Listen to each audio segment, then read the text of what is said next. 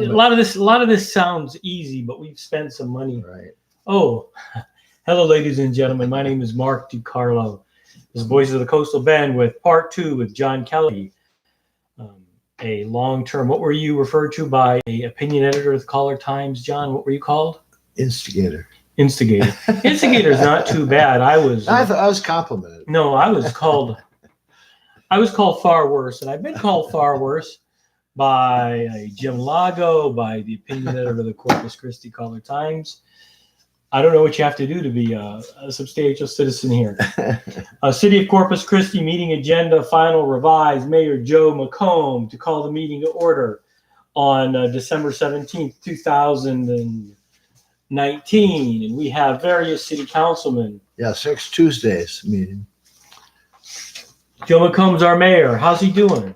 John, what do you think? Well, Joe's done just what he's supposed to do. He is taking care of every special interest in the city. That doesn't sound good for Mr. McComb. Well, he hasn't any vision, that's for sure, about where the city should go or what we should do, and any regard for the overall citizenry's condition, I don't think. Basically, this whole council has been about satisfying and taking care of special interests and not advancing policies that benefit the general public. Yeah, and you mentioned that on the last show. This is basically part 2. The first show we covered homelessness, desalinization, etc. All right, Rudy Garza Jr. Well, let's go back to Joe for a minute. Let's talk about why I feel that way. He has demonstrated a very just a lack of leadership. When we talk about the homeless problem, Joe said, we're not going to spend a dime on it. He's not willing to take responsibility for what is obviously a city issue that have to take the bull by the horns and coordinate some response. He's not willing to do that. He was against the North Beach decision, but ended up caving and voting for it, even though the compromise has a lot of what ifs in it. When he made his remarks about voting yes, he said, "Now I want to tell you, everybody, this is not going to cure your flooding problem," and he's correct in that. So why vote for it if it's not going to fix the problem? And it's called a drainage problem, which it's not. Why vote for something you know is wrong? And as far as the industry goes, Joe's their best friend. He'll give them anything they want. In the meantime, the city goes without enough revenue to pay police officers and fire department and regular employees. We have a number of financial deficits that we can't manage very well. And he's the industry's best buddy, giving away tax breaks to anybody who wants one. So, those are my gripes with Joe, is he has no leadership, no vision for the future of Corpus Christi. I see. And I mean, I would think that was obvious when he ran for mayor both times. Yes. He really didn't have that much of a platform to speak of, and he did evade many of the major issues such as homelessness, etc. How about Rudy Garza Jr.? Is he at large candidate? Yeah. Rudy's this is Rudy's last term. He's termed out after this term. Rudy has in general been a very good councilman, advanced a lot of issues. The problem is going back to the time when there was that 5-4 group on the council that was advancing issues, and Nelda was the mayor, and they were against Nelda. There was five votes against Nelda, continue on a lot of issues, and they continued to push the city forward. He's been in the minority since she left, and a lot of times he's the lone or 1 or 2 votes out there that are voting against stuff that shouldn't happen. So you're going to give him a what? I would give him a B, yeah. Even though I disagree with them on a North Beach issue, I would say that, he's been a good councilman. Overall, he's been a real good councilman. I don't know what, I should have looked up the academic backgrounds. Not saying formal degrees associates aren't everything, but sometimes I told you that I thought that being a lawyer was a good qualification for being a city council person. So I don't know what some of these people's men and women's academic qualifications are. Rudy has a good business background, and I think he has a degree. But the thing about Rudy that's more important, he's served on a zoning plan commission. He served on numerous things for the year before he came through to be a city councilman. So he's well versed in what activities are going on in the city.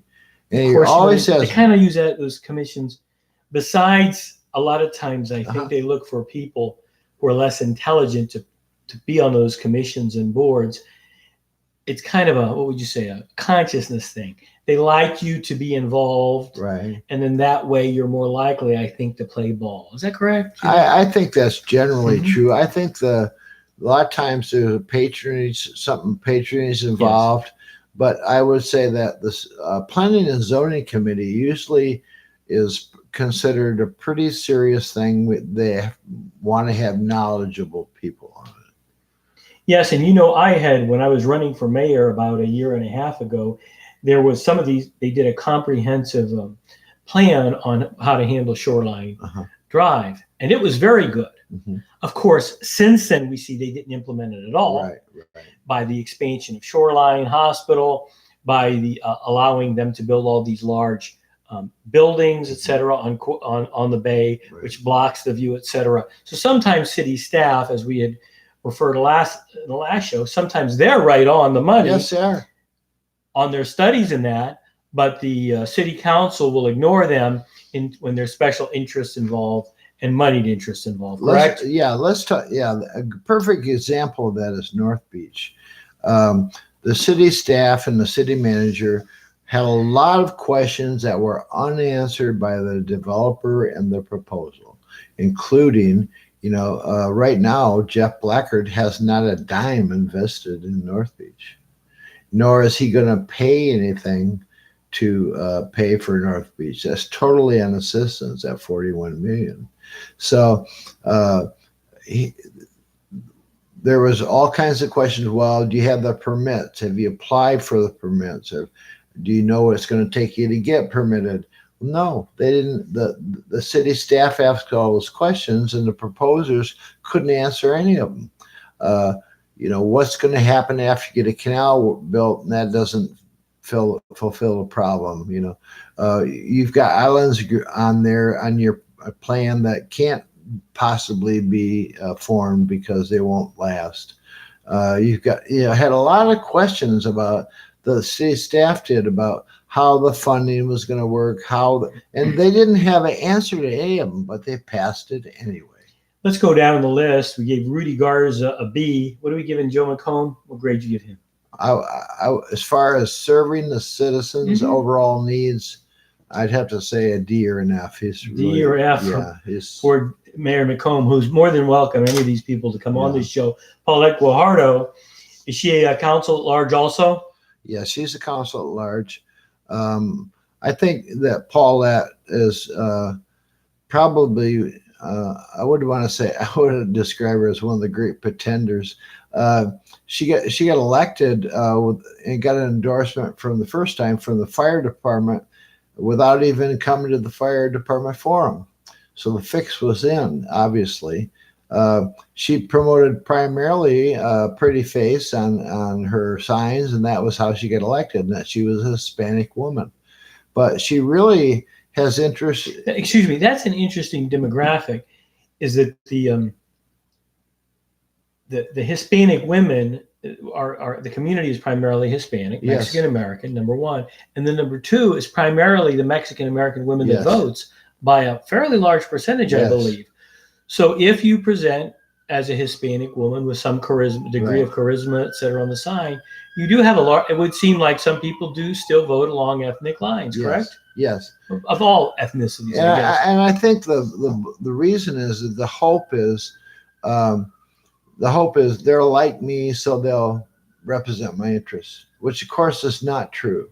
Because I would say it's not true. Yeah, it can be true, but it's usually not true. Yeah, I would say that the interests, like for Paulette, are more wedded to the commercial interests in town and the business interests, and not to the general citizenry.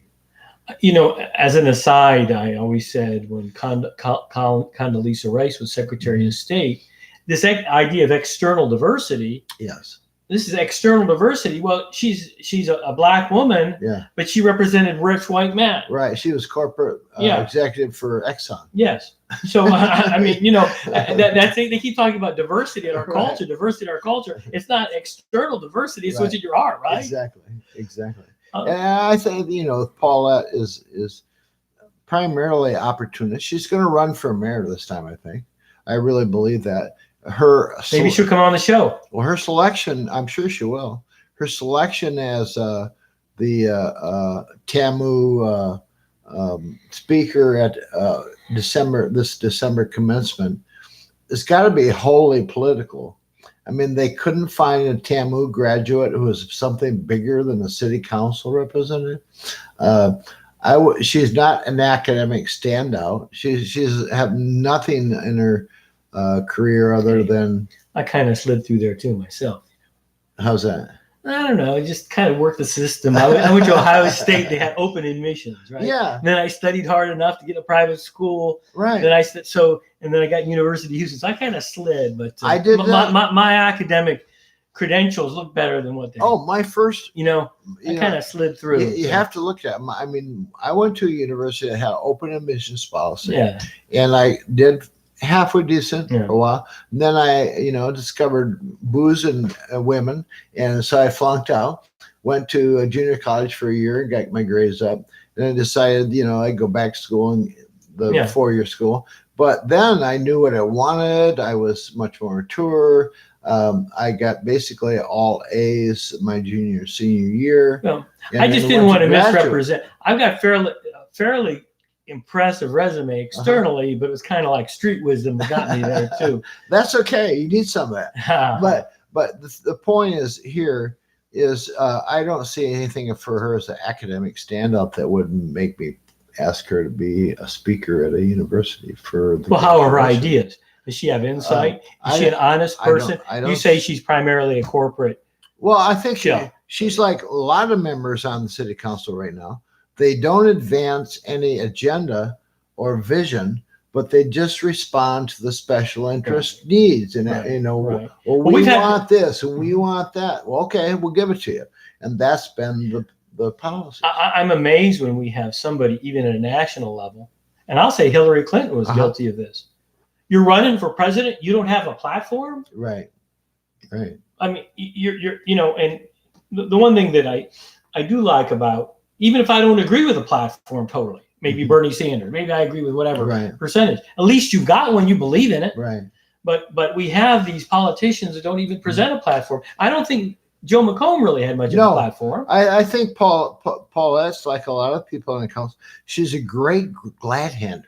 She is very personable. She makes you feel like she cares. But, she doesn't do anything. Nelda Martinez was absolutely charismatic. I call Paulette Nelda 2.0. These people, I must say, they'll beat you to death. They are charismatic. They would think that, I don't know. I don't have those kind of sophisticated personal skills myself. But when it comes to actually proposing solid, helpful policy changes, they don't do it. Right. And so Paulette Guajardo, we're doing this. It's kind of juvenile, but in a way it's simple. You give her a D or an F also? C minus probably. C minus. C minus to a D. Okay. Now Michael T. Hunter is the son of our state representative, Todd Hunter, and many people locally think a lot of Todd Hunter. I met him. He's personable, very personable. I'm not a big fan of his policies myself, but some people are. Anyway, Michael T. Hunter is his son, and he's at large as well, correct? And how's he doing? Is he similar to Paulette Guajardo or the mayor, where he doesn't have much of a policy, much in the way of policies? First of all, let me relate back to the fact that he is Todd's son. Todd is a friend of mine, and I support Todd.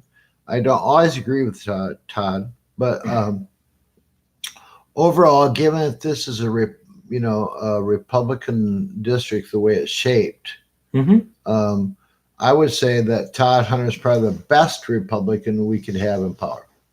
He's a moderate. He does a lot of things behind the scenes. He was responsible this week for getting enough people at the TWIA meeting to not get a 5% increase that they wanted to pass. That got beat. Todd's been a very effective congressman and maybe the next Speaker of the House in Texas legislature. Now, Michael started out with a lot of promise. This is his third term, I think, is coming up, or is his third term now. I'm not sure. He's got one more. I think he can run again. He has been a large disappointment. Early on, I was a supporter of Michael Hunter. But Michael has basically not, again, proposed anything that is beneficial to the city as a whole. He has simply voted for everything that special interests want. The only thing you can say is he voted no on every tax increase, which isn't always good. No, though here locally, and I'm sorry, my phone's going off again, but here locally, I think it's probably mostly good because most of our taxes, our new taxes and that go to special interest groups, et cetera, I think. Well, a lot of the basic, you can't have a platform of I vote no on taxes, and that's it. You got to have, what are you for? What are you, what are you trying to do? What are you trying to do? What do you think we should spend money for? You just can't vote no and have that be a whole platform. I vote no on every tax bill. Well, yes, may not be appropriate for you to vote no on every tax. No, it's very simplistic.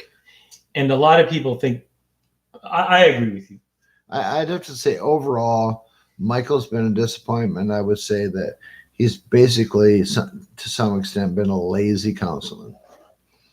So you give him a C- also? Or? Yeah, C- or D. D. So our report card isn't looking good for the city council of Corpus Christi. And of course, city council is divided into at-large. There's 3 at-large positions. And then how many, do you recall how many there are? 5. Then there's 5 local. Yes, local. 9 votes altogether. Okay. How about Everett Roy? Everett Roy, he had a campaign finance violations in the last election.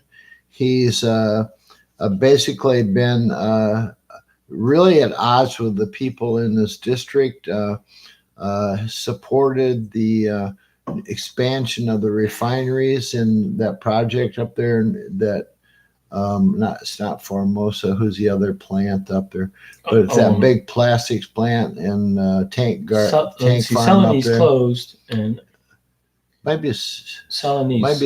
Celanese, okay. I thought they closed, and they've expanded their plant and their tank farm up there, right behind a bunch of residents. People are real upset because both Carolyn and him. Carolyn Vaughn, which is the county representative there, had basically promised to keep people up and keep them informed. They ever voted for that to give them tax breaks and never really told his people about it, his constituents. And he's changed jobs twice since he's been going into his own company that seems to be able to profit from his position. What is his company? I want to say it's a lending institution.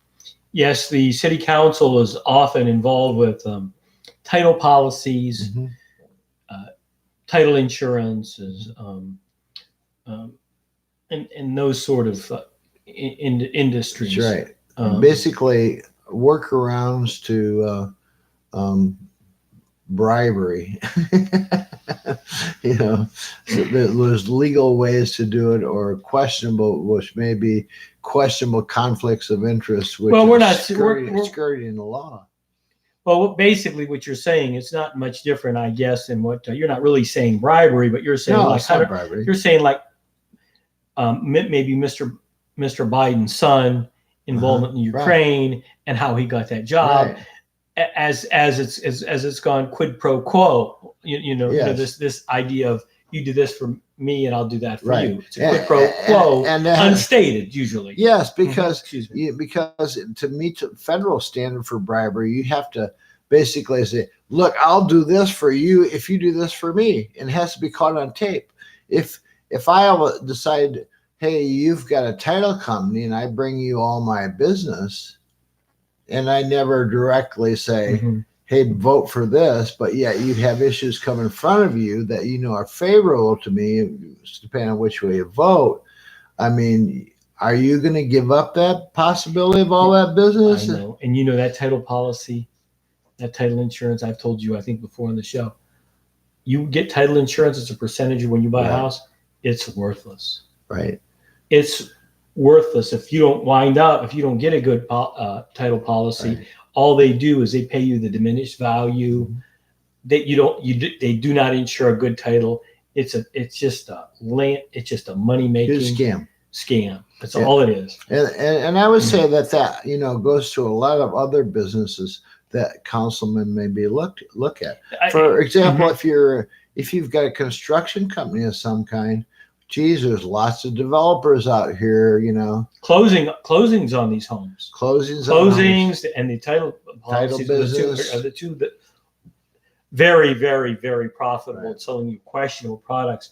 So we're talking about Everett Roy, and you wouldn't give Mr. Roy a very high rating. No, C minus. C minus on Everett Roy. Yeah. And where was he at on the North Beach issue? Voted for everybody voted for annexation. Everybody voted for desal. Everybody voted for North Beach. Everybody voted for Park 22 Bridge. I mean, this is consistent pattern of special interest. And you are an objective citizen. You have no economic incentives, and you were against all those projects. Yes. And my limited knowledge, I would have been against them too. I guess we could talk about Ben Molina. What do you know about Ben Molina? Mr. Molina is another one like Paulette Guajardo. He's a great glad hander. He's glad to show up at your event or your business opening, get his picture and paper and shake your hand. And he's really actually pretty good about constituent services. Well, that's very important. It is. That's how he won, basically, is Brian Rosas, who was in there before him. Brian would get a complaint from a constituent, and he would go and call the city and take care of it and get on it. But he didn't call the person back and say, hey, this is what I did about it. And consequently, he lost the election. Now, Brian was pretty good on policy issues, but people don't pay attention to policy issues. They say, "Hey, did you show up at my bar mitzvah or my kid's graduation?" Ben's great at that. He shows up at everything. Solomon Ortiz, he is much. I believe it was Solomon Ortiz who just said, "Yeah, that's my large part of my power base." He didn't. Yes. He didn't deny it. Yes, and but Ben is really willing to. But Ben has not voted or supported or advanced one policy for his district, District 2. And a large part of his money comes from developers outside the city who don't want to see any revitalization in District 2. So he's actively, policy-wise, basically worked in opposition to the people he represents. He'll get your toilet fixed, but he won't do anything to help get your street fixed or your neighborhood built up. So you're saying that these contractors and developers are that sophisticated that they actually would give to a councilman who is representing the inner city or the city, so nothing is passed, and so the suburbs and the extended areas would grow. Yes. He voted for, again, all of those issues we talked about, including annexation, which directly hurts District 2. Voted for North Beach. He's not asking for any money for infrastructure in District 2. Why is he voting for $41 million for North Beach? Why is he voting for a bridge on the island that does nothing? All these things don't benefit the particular district. So you have to look at, what has my councilman done for my district policy-wise? Where has he advanced? I talked to Ben Molina after he first got elected. I said, Ben, we're building all these new roads. All we have to do is open up the zoning for these around these roads, along these roads, and it will spur development. These are a whole list of things that you can do that we came up with several years ago from developers that would improve revitalization in the city.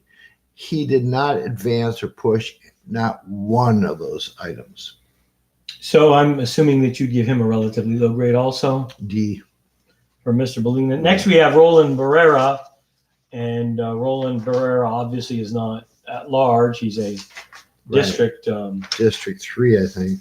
District 3. And I guess he followed a pretty similar pattern of voting for North Beach, voting for the annexation, etc. Yes. And nothing else. Does anything stand out in your mind? And Roland is basically the epitome of a special interest councilman.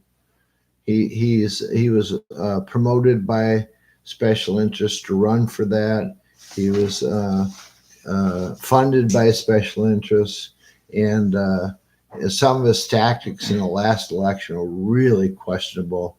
He hired Susie Luna basically to put out a bunch of garbage that wasn't true and to keep pounding on it. I actually filed a complaint about it against Susie for she took money from Roland and she took money from Joe, and she'd take her coffee hour, her show on Facebook, and she would promote them. But she never would say, I got money for them. This is a paid political announcement. Now, I put in a complaint about that to the state. Mm-hmm. This is interesting how bad the state law is. The state wrote back and said, because she doesn't have a contract with them to provide publicity, is for other stuff, quote unquote, we can't make her say that. Even though she got money from the people and is promoting them, she doesn't have to say, I got money from them. You and I have been in independent media enough to know that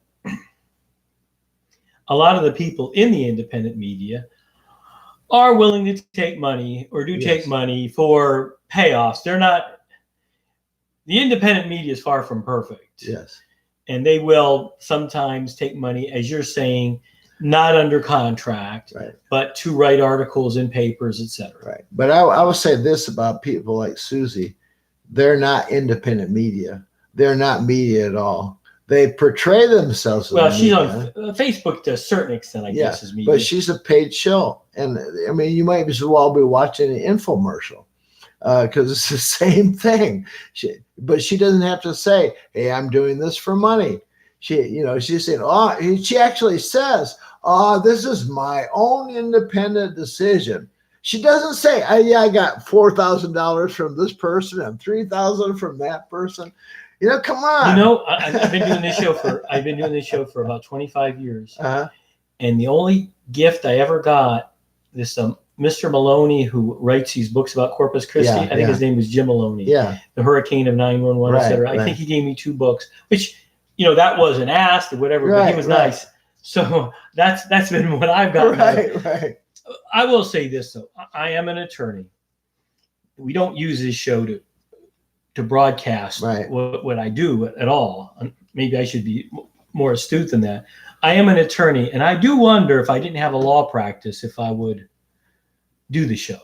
Mm-hmm. Because, I'm an attorney and I'm an independent businessman, etc. So I guess, that's some whatever. I think some revelation. I think you would, because you're like me. You get generally peeved off about this stuff. That's true too. And actually, the show is kind of a gift by Anita Fillmore and Ray Fillmore, and so they got me started, or I probably would have never gotten started. I wouldn't have went out of my way. So Roland Barrera, you're going to give him what, a D?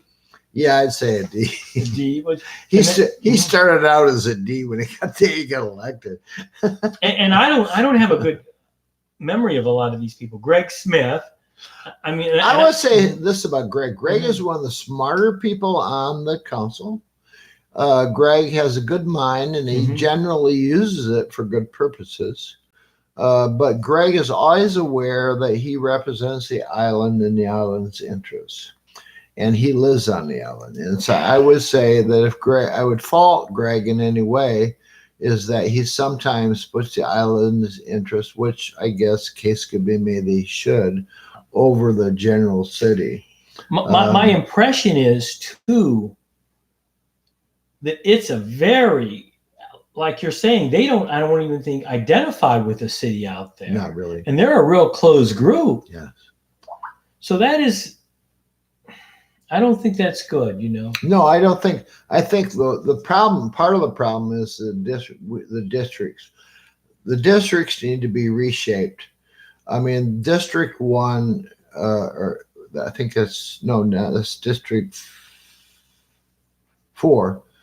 He represents District 4. The District 4 is Island, Flower Bluff, and Ocean Drive.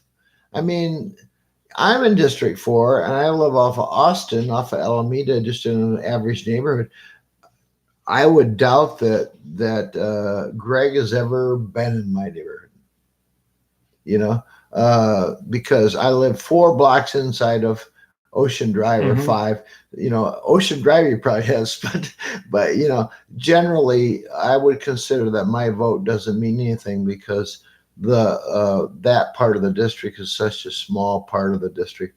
I've never seen any concern for that district, that part of the district. And so that's a product of how the districts are set up. We need to do away with this stretched out long-term districts. We need to make more districts. How about the one that goes from Cal Allen to the? Yeah. That was gerrymandered. Oh, yeah, all the way to North Beach. Yeah, that was gerrymandered. I think I'm assuming that was to somehow diminish the influence of the Mexican Americans. Sure. That's what that was for. Sure. And so, I would say that downtown area, North Beach and Washington Coles, that whole area there ought to be one district. Cal Allen ought to be a district. District 3 probably is one district. District 2 is probably one district. District 5 is probably 2 districts now. Should be broke up because of the gains in population. But we should have more regional, geographically centered. Yeah, that would make sense. So Greg Smith, you would give him I give him a B. B. Him and Rudy, I give both give Bs. I think Rudy's been on the show, by the way. Rudy. Yeah, he's been on the show. Rudy Garza. I was favorably impressed Yeah. by him. He seemed very intelligent, modest and honest. Yeah, very modest. And how about Gil Hernandez? Gil is a new councilman this time. Gil has been a good councilman. He's again, like I said, like if you count the votes there, the 3 that got a lot of made sense are Rudy and Greg and Gil. Gil's been opposed to desal. He was for North Beach, but wanted more guards in there for the citizens. He generally is conservative and likes question when they spend money. I said this: he's not beholden to any special interests, and so other than his own district. And so he's a District 5 representative, which is the south side. And I would say for a first term, he's probably a B-. Okay, well that's not too bad, because you're using a pretty tough scale. I don't know if the average person knows this, because they're probably like me, overworked and underpaid, or overworked. Yeah. Well, I'm retired and crippled, so I watch a lot of stuff. I have a lot of time on my hands. Your voice sounds much better. I told Thank you you. off than the last time you were on. I had printed out some of these agendas, and I thought in our last 25 minutes or so, maybe we could go over some of this. Let's go over the December 17th. It goes. That's this coming week. Joe McCombs to call the meeting to order. Invocation by Pastor David Bendit. I know you probably don't like invocations. Just teasing. Consent agendas, explanation of council action. One of the things that I had mentioned that I was kind of nonplussed about, I thought they limited $20 million up to $30 million for the ultra thin bonded wear course. I said, man, that's a big contract to give someone. I mean, you would almost, and I'm thinking to myself, I'm thinking, man, couldn't they have divided it into two and see who did the better job? It would be interesting to divide it between two different things and then see who did the better job. That's what I thought. Yeah. Because we've obviously had this long-term problems with the streets, and you would think that, something would be done. This number 11, this is relatively close to my house. Ordinance approving the sale of a lot of 0.1431 acres on Edgewood Drive for the highest cash offer received by real estate broker James McGill. I wonder if he's related to Chad McGill. He is his brother. That's his brother. But I don't. What I would want to know on that is if it was put up for a public bid, or if it was an inside deal. Well, that is an issue, and it's an odd piece of property. It looks like you could put a house on it, but it's 0.1431 acres. I think that's probably a very good price. And I would have, if I'd have been on council or I'd have been the mayor, I personally believe in these small local parks. If you've got the land, we had too much of that though. You say that. I don't know if that I agreed with that, but at any rate, they sold a lot of those off to. I thought that was for the developers. Yeah, the question is that market value, number one? Because I have doubts about that. I would think it's under it's in the south side. Value. I think it's under market value. The second thing I would ask is, what was the process by which he got the land? Was it an open bid where anybody could bid on it? Or was it inside deal? When I had run for mayor, that was something I was specifically going to say. We're going to look at this bidding process because there's too many complaints. It looks inherently unfair the way it's being conducted. I guess that'll never change.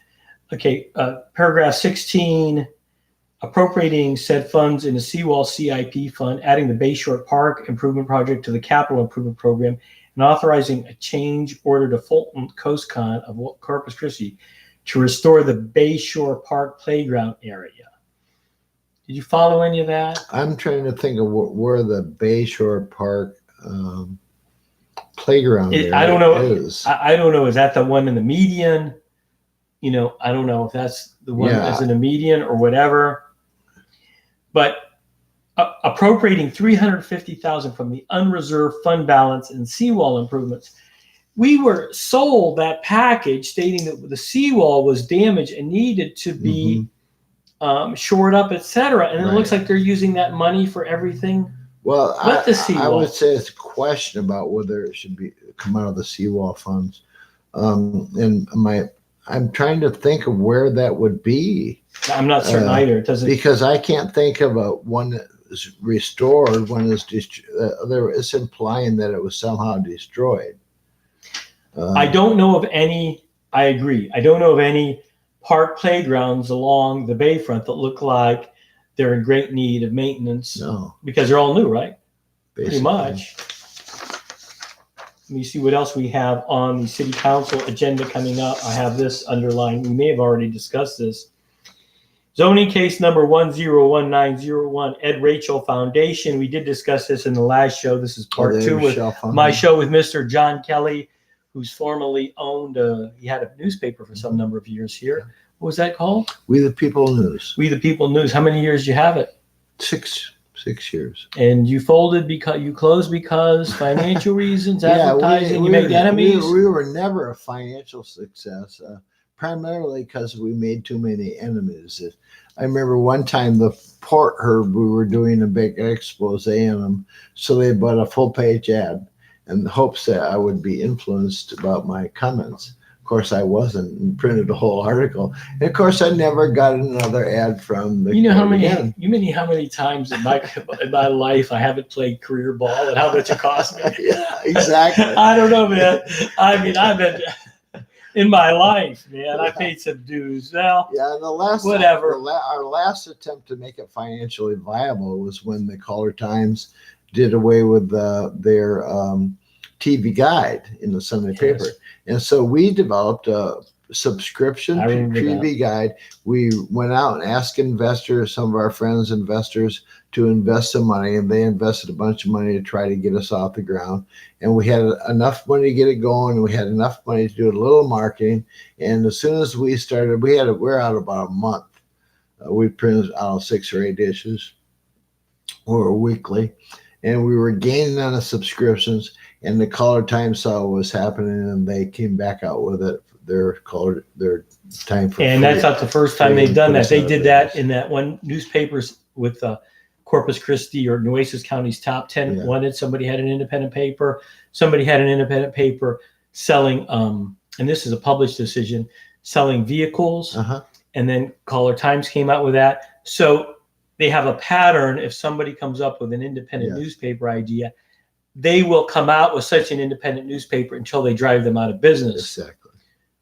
That is just terrible. Yeah, it's just terrible. It's so immoral. So getting back on point to this meeting agenda for December 17th, this is the Ed Rachel Foundation Ordinance rezoning property at 2212 Morris Street, the special permit planning.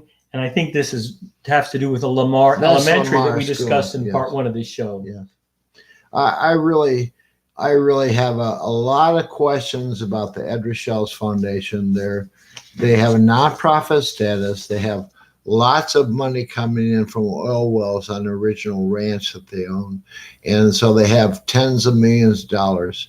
And of course, my belief is, if my understanding is correct, they have keep their funding at American Bank.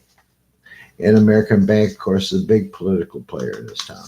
And so they're executing what looks like a land speculation deal all over the city in terms of buying up land, which is not their mission. Their mission is education and healthcare and providing for South Texas children. They've bought tons and tons of property in not only Nueces County, but other counties, but especially within the city, that we really can't look at it any other way than real estate speculation. And in many cases, they're paying over market value, considerably over market value, which is not make it a legitimate investment if they're doing that and holding this property. Now, who they're in conjunction with in this, do they already have a buyer sitting on the sides waiting for them to get to a certain spot? What's going on there? Well, what happened to the school? Why was the school abandoned?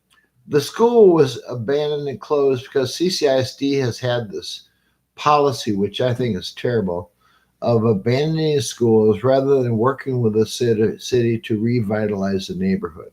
So what they do when the population of children goes down in the area, they've closed those schools and consolidated them rather than working with the city to revitalize the area. And so we have this deterioration of the inner core of our city. And the traditional pattern of that is speculators let it deteriorate and even force deterioration. For example, financing homeless facilities in the area to drive down the market and the values until it reaches a rock bottom, and then they come in and buy it all up, and then they revitalize it. In the meantime, all the poor people live there displaced. So that's a common real estate pattern that I see occurring here again. Right. That some people would say that's a conspiracy theory. I'm not saying it is. It is. It's a conspiracy theory that keeps getting performed over and over and over again. I know. There's tons of proof that that's what happens. All right. And then we have, I think, meeting agenda number 45. I don't know if you know anything about this. Construction of 3 splash park pads at city parks. Yeah, there's been a request for that. For a total budget of $1,650,000. That's a question. The question there is the price. What are they, cement pads? Yeah, they're basically cement pads that, squirt water up in the air and the kids can play in them. get a cool place to go in the summer and when it's hot, tremendously hot. I'm not familiar with those. That's interesting. Yeah, I think the citizens have been asking for those for a long time, and I think it's a good idea. Mm-hmm. But the price tag again. Oh, you know what it reminds me of? Issue. Do you remember years ago? I don't remember how much they spent on a pad for one of the Columbus fleet. Oh yeah, behind it was 1.2 million for and it was you could build I think it was only 1,600, 2,600 square feet. You could have built the whole house. Yes. How heavy was the boat? Well, they never used them. Yeah. They put the Columbus ships on there, which they allowed it to deteriorate. Now that they've got it, it's a parking lot behind the museum, and they've basically said now they need more money to fix it up. To fix up the. Well, yeah, that was just. Well. I would refer you to item 26 too on there. All right. Let's item 26. You're gonna take a look at. All right. Let's see what item 26 is. I don't know if you read over my shoulder. You got this thing that well memorized. Well, 26, I kind of know what it's about. Item number 26. Again, ladies and gentlemen, this is Mr. John Kelley. I don't have a graphic underneath like we did with our old show. This is kind of a new format. So this is Mr. John Kelley, community instigator. Just joking. December 17th. It's okay. You want to talk about 26. Number 26.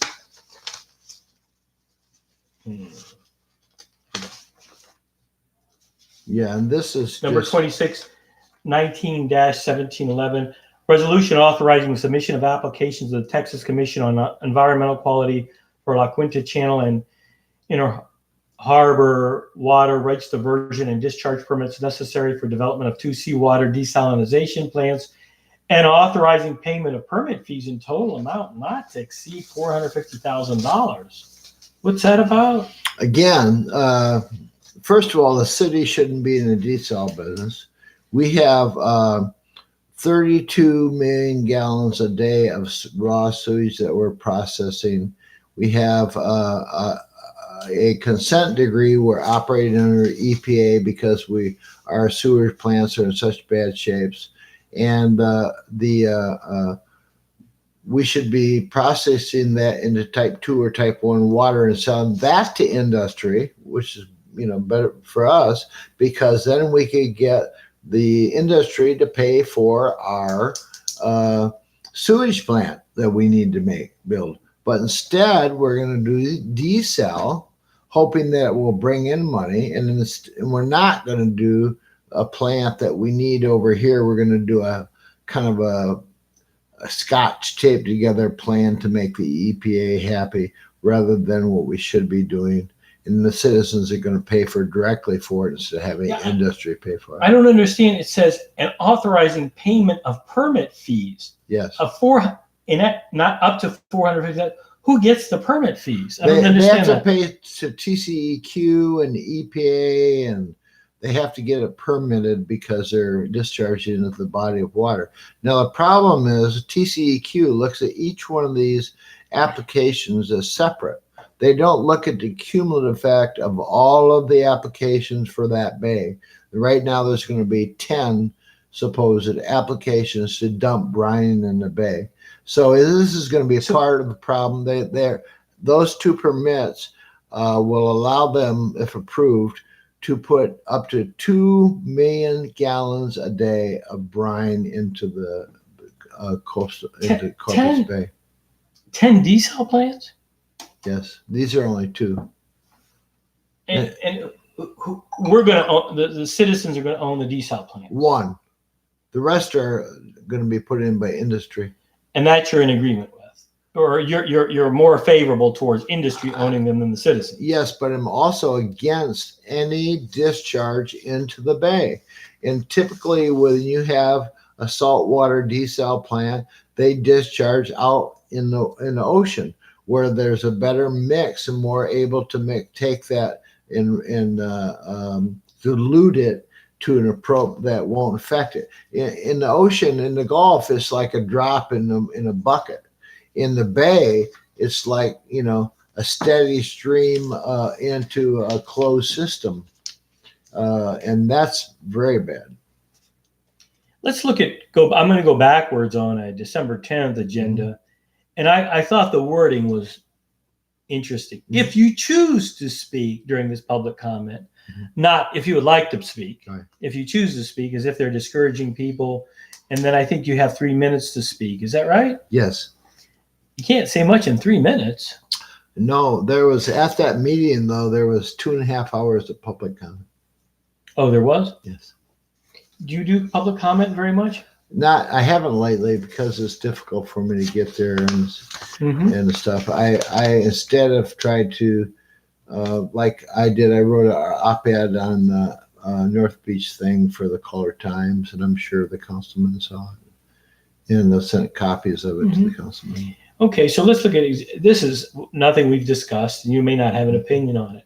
Ordinance authorizing a 20-year lease agreement with the Art Community Center Corpus Christi for continued use and operation of the Art Community Center at no charge.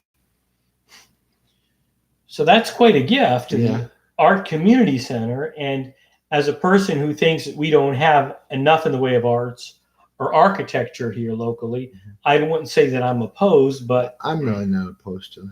You know, agenda 5 on the December 10th agenda for the city of Corpus Christi. This one, amended project and financing plans approved by the Board of Directors of Reinvestment Zone Number 2 regarding additional. This is the issue we've spoken about. The bridge. $2 million, almost $3 million for the Park Road 22 bridge project. And that was, let me see where that money is coming from. See, from the TERS 2, which is supposed to be money to take care of Packery Channel.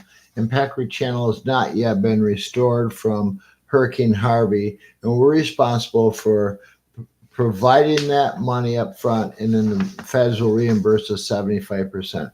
So they're robbing the fund for another purpose, the bridge, and the Packery Channel repairs have not been made. The Packery Channel was considered very successful up until the hurricane. Yes. Is that right? And there were complaints at the time that they were discussing Packery Channel that it would in fact close up. Actually, what's happened is performed better than expected. It actually it's actually discharging more water goes out Packery Channel than comes in it. So there's a net flow from Port A down the back bay and out Packery Channel, which is a good thing for the fish and stuff. And there's a concern about something that's going to happen pretty soon. One is, and there was opposition to the channel, but it's been very successful, and it didn't fill in like they thought it would. What's happened is it actually shoaled deeper. The outgoing current was so strong that it made the channel deeper. In fact, at the end of the channel where the breakwaters were, they had to go out and put more stone in because it was undercutting the breakwater. What reason I mentioned there's something else to be concerned about they want to dredge the ship channel to 78 feet. Okay, there's a number of concerns about that. Number one, when they dredged, there was no Packery Channel. And so the silt tended to go in the immediate area, and there wasn't a lot of current to pull around, and then when it went back out with the tide. Well, now what's happening is because there's a net inflow in Port A, that when they start dredging that, the silt they stir up will flow with that current towards Packery Channel, and all the back islands and all the back bays and some other along with their desal projects, the grass beds and stuff that support shrimp and fish and everything else there. And so that is a very big concern. The other big concern about bringing the super tankers into the inner harbor or into the bay is the erosion that they cause from the wakes are huge. and that will be a major, major issue. All right, and then on December, we discussed it a couple times before on parts 1 and 2 of your most recent shows here. On December 10th, this is where they approved annexing approximately 446.4 acres of land in territorial limits in the city of Corpus Christi. And we were of the opinion that any thinking person would have not been in favor of that. The Planning and Zoning Commission voted against it.